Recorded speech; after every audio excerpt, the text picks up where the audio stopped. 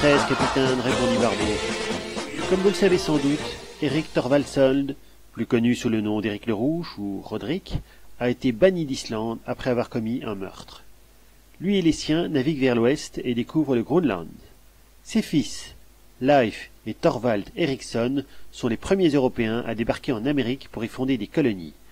Le premier Arien né en Amérique se nommait Snorri Thorfinnsson, et son fils Einar, fervent païen, tout comme Éric le Rouge, rassembla un important groupe de colons pour s'installer durablement dans ce nouveau monde, où ils n'auraient pas à subir les persécutions des chrétiens.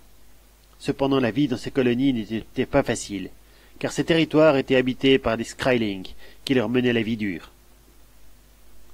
Einar Snorrisson mena une flotte de 40 knarrs en direction d'une terre qu'ils venaient de découvrir, mais ils ne sont jamais arrivés à destination.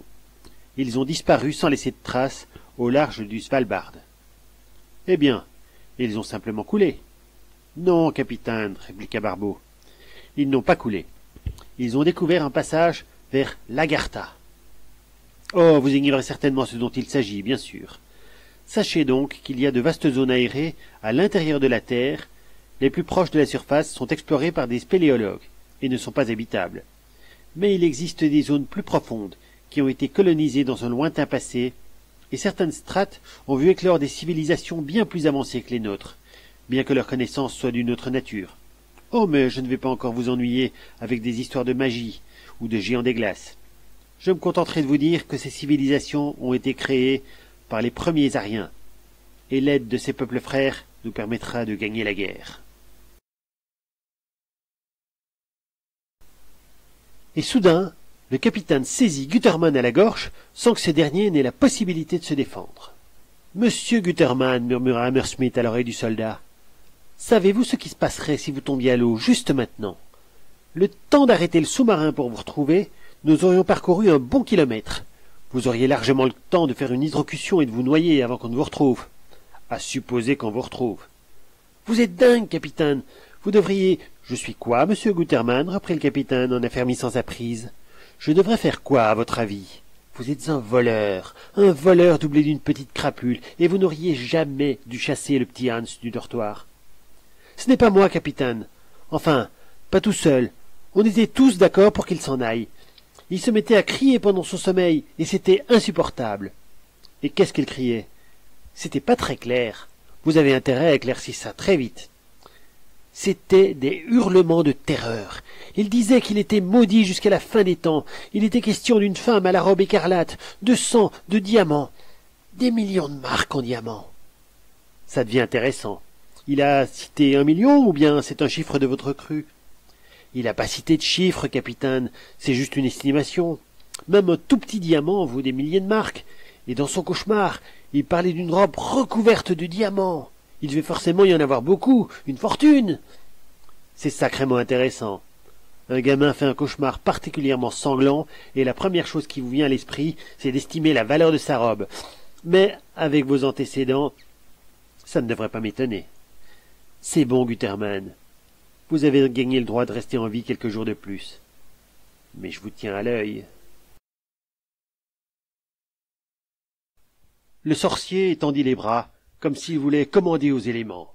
« Je possède le livre de la loi, et je m'adresse à toi qui n'as pas été engendré, psalmodia-t-il d'une voix puissante. Celui qui a créé la terre et les cieux, la nuit et le jour, le bien et le mal. Je m'adresse à toi, puissant Corazon. » Ridicule, pensa Gutermann. Et aussitôt, la femme écarlate lui répondit dans son esprit. « Ne croyez pas cela, Kurt. Barbeau possède effectivement de grands pouvoirs. N'en suis-je pas la preuve vivante? En ce moment précis, il est en train d'invoquer les puissances qui ouvriront le portail. Il ne faut surtout pas le déranger. »« Le Seigneur est mon berger. Je ne manque de rien, » murmura une autre voix. Albrecht était lui aussi en train d'invoquer sa divinité.